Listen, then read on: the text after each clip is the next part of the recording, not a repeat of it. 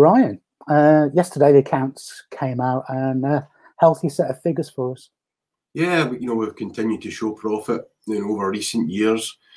We've been fortunate, or we've done well, to be fair, over the recent years when you see a lot of the football clubs to continue to manage our money correctly. And hopefully we are a model for other football clubs to show that, we can do it the way we have done it, and we've still managed to operate. And, we've had a lot of transfer fees, of which a lot of the money hasn't actually come in as yet, which is why the debtors is so high. So money would have come in this season, this financial year, and also the next financial year as well. So there's money spread, but obviously because it's invoiced during the year to June 19, we have to account for it all in the accounts, albeit the cash might not have actually landed in our bank at the time. Obviously at the year end, a lot of the money was still to come in. But listen, we've done phenomenally well again. We have, in that time as well, we've reinvested a lot of the money, knowing that those transfer fees were coming in and the extra money, which is unbudgeted income. And we spent a lot of money on transfer fees, as an example, in that year. From memory, that was about 600,000. So there's a lot of money.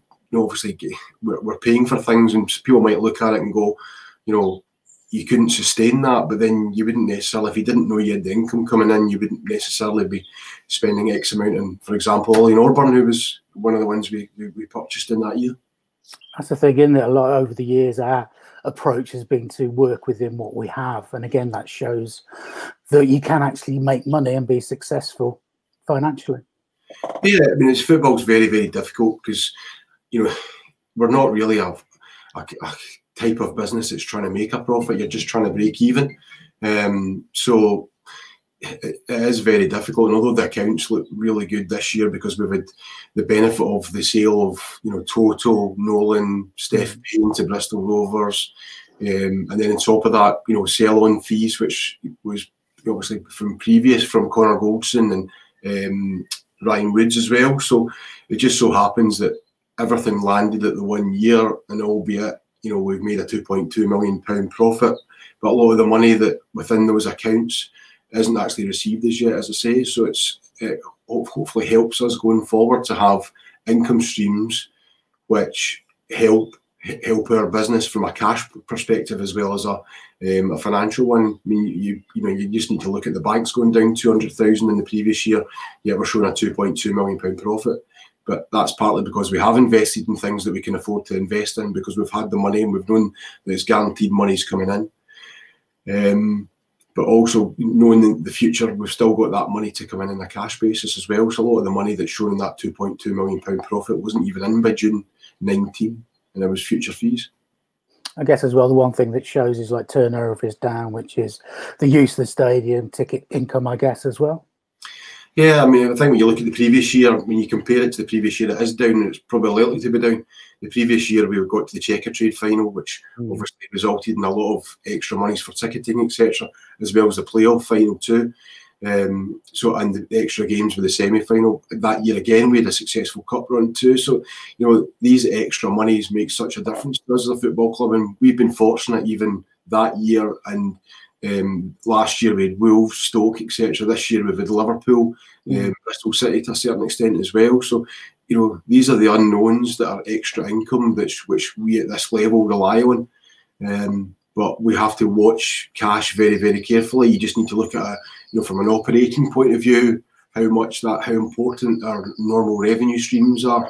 And if we didn't have the transfer income and the extraordinary income that we've had over recent years, then it would be in a difficult position. But then again, I'm looking at it and going, we probably wouldn't have invested in the same ways, whether it's the training ground, whether it's the stadium, and there are so many things that, we've done over the year that we thought, well, do you know what, we've actually got the money coming in, so we will spend that money. And it could be simple things such as the new fencing at the front of the gates. That's something that improves our infrastructure by having, the fencing to separate us because of the Lidl development as well. That's just an example. But, we've spent money in the dressing room upgrade. That's something else that costs money, but hopefully, probably things that we maybe wouldn't have done unless we had the money coming in. Final question on the accounts. I guess looking at the situation we're in at the moment, we've had the income, as you say, from the FA Cup, but the situation with COVID virus is next year's accounts are going to look all different, I would have thought. Well, it's certainly not going to show a £2.2 million profit. I've said this openly before. When we drew Liverpool in the FA Cup, we hoped that we might be able to break even with the TV money, etc. That's from an accounting point of view, but from a cash point of view, that's different, because obviously we've accounted for monies which are due this season from transfer fees, which from a cash point of view hadn't actually been received. But to get the Liverpool income home and away, albeit wasn't what we all hoped it would be. When you get the replay at Anfield, you're expecting a lot more money than we ended up getting. But all these things are bonuses to try and make it break even, because we always have to think about breaking even. I've said this long before about it would be great. It would be easy temptation for the chairman and I, for example, when we sold the land to Lidl, to go and throw money at the football team, but there's no guarantees with that. And it's all about trying to invest the money in long-term projects which help the football club in the long term, not just the short term. And also, the last thing the fans want to see is a great team for 1 or 2 years, then we use up all the money and then suddenly people drift away. It's all about us trying to grow our fan base and try and get people regularly, because we do live within our means.